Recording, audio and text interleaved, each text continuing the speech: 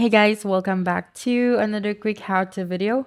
And today we're going to show you how to change country in eFootball 2024. So the first thing that you'll need to do is you have to open your eFootball application on your device, and we'll try to see if there is an option here where we can change the country. So let's go to the extras first and then click on the user information and then click on the user details.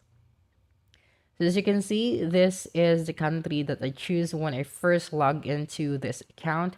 But sadly, there is no option where we can change the country because the only option that we have is to delete this application, reinstall it, and then choose another account. I mean, create another account and then choose another country.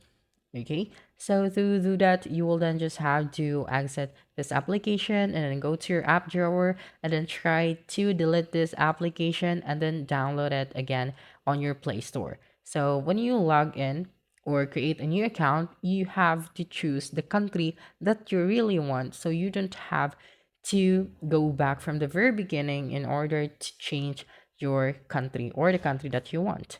Because the eFootball in mobile is only the trial version, so it does not save anything to their cloud server because you don't have any account, so you need to keep that in mind.